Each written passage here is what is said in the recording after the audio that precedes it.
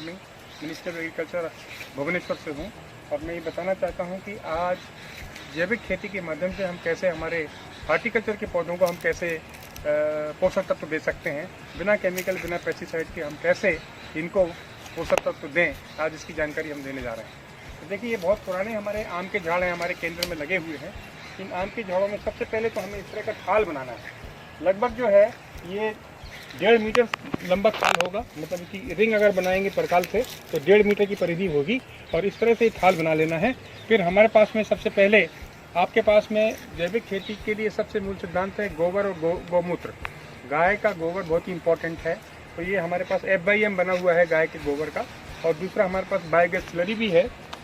तो रमेश जी, सबसे पहले हमें बायोगैस ये FYM है हमारे पास, ये FYM, इस FYM में ये इसको मिलाएंगे। हमारे पास ये जो है बायोगैस स्लरी को डालें। और दूसरी सबसे इम्पोर्टेंट चीज़ होती है, इसका नाम है, ये टर्माइट की मिट्टी होती है, जो टर्माइट का बामे होते हैं जिसमें दीमक होती है। ये मिट्टी जो है हमारे पास लगभग जो है ये 10 kg और ये 2 kg। ये टर्माइट की मिट्टी जो होती है, दीमक की मिट्टी, बहुत फर्टाइल होती है। इसके अंदर बहुत सारे मिनरल्स होते हैं। इन मिनरल्स को हमें पौधों को पहुंचाने के लिए सबसे आसान तरीका मैं बताने जा रहा हूं आपको कि FYM 10 किलो, इसमें ये 2 kg हमारे पास जो दीमक की मिट्टी है इसको मिलाना है बारीक करके, जैसे पतला पतला छोटा करके ऐसे पाउडर बना लेंगे।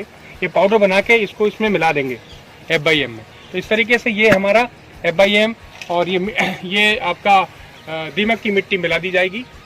2 किलो दीमक की मिट्टी होगी, इसमें न्यूट्रिएंट होंगे। साथ में हमारे पास में ये जो हमारे जो बायोगैस स्लरी है, इसको लगभग 1 kg मिलाइए। 1 kg बायोगैस स्लरी इसमें मिला दें। इसके बाद में ये हमारे पास में ये जीवामृत बनाने की विधि हमने पिछली बार आपको बताई थी कि जीवामृत को जो है हम लोग ये तैयार करके रखेंगे। ये जीवामृत को हम इसी में मिला देंगे और मिला के इस पौधे को हम देंगे। आप किस तरह से देंगे देख लीजिए। इसके थाल के अंदर आपको इसको देना है चारों तरफ। रमेश जी, चारों तरफ इसको देंगे आप। मैंने आपको बताया कि जो हार्टिकल्चर के पौधे होते हैं, जैसे आम, हमारे सेंटर में जैसे ये आम है, बहुत ही पुराने आम हैं, लेकिन इनको भी हमें पोषक तत्व देने की ज़रूरत है।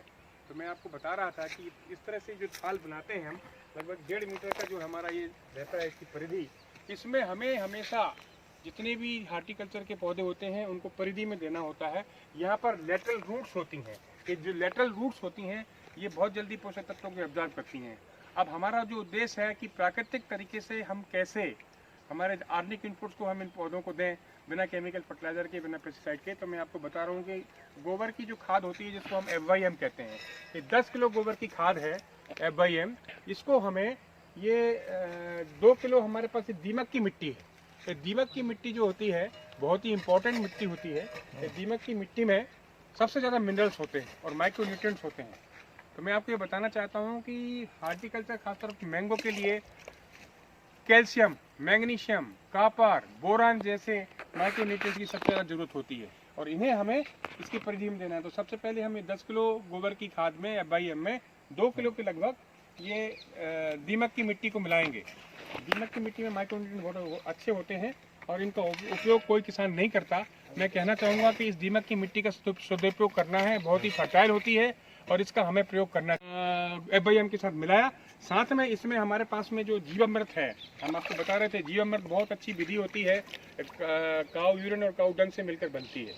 तो जो ऑलरेडी हम इसके बारे में आपको बता चुके हैं कि जीवामृत को हमें इसमें मिलाना है। और इस तरीके से इस परिधि पे ऐसे रमेश, परिधि पे आप जो है पूरा जीवामृत को दे दीजिए, ताकि जो जड़ें होती हैं आम की, ये इस न्यूट्रिएंट को ले सकती हैं। और इसको भी हम इसके थाल के अंदर डालेंगे। इसको हम थाल के अंदर यहाँ डालेंगे और जो भी पानी होगा, जो भी हमारे पौधों को हम न्यूट्रिएंट देंगे, वो इसके अंदर ही जाएगा। और ये हमारे पास जितनी भी लेटरल रूट्स होती हैं जो सीधे के सीधे अपने पोषक तत्वों को ले लेती हैं। तो हम इस तरह से हम आम और इस तरह के साइट्रस फ्रूट्स को हम पोषक तत्व नेचुरल तरीके से दे सकते हैं। तो ये किसान भाइयों आपके लिए बहुत ही उपयोगी है। आपके पास जो कुछ भी उपलब्ध है, इसके बाद इसकी हम मल्चिंग करेंगे। कचरा उठाओ, मल्चिंग निकालो। ये सब डालने के बाद में, हाँ वेरी गुड, इसके बाद में इसकी मल्चिंग की जाती है। ये सारा का सारा जो हो जाएगा, हाँ, इसको इस तरह से पूरा ढक दिया जाएगा। हाँ, पूरा अंदर डालो। क्या बात।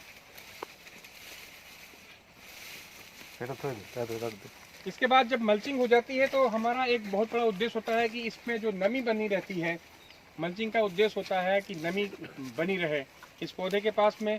हम और इसको ड्रिप के माध्यम से भी और एक दूसरी लोकल टेक्नोलॉजी के माध्यम से भी पानी देते हैं। और ये पौधे आप देखेंगे कि एक 15 दिन के अंदर इनकी पौधों की रौनक में बहुत अंतर आएगा। बहुत अच्छा इसमें फ्रूटिंग होगी। धन्यवाद बहुत बहुत।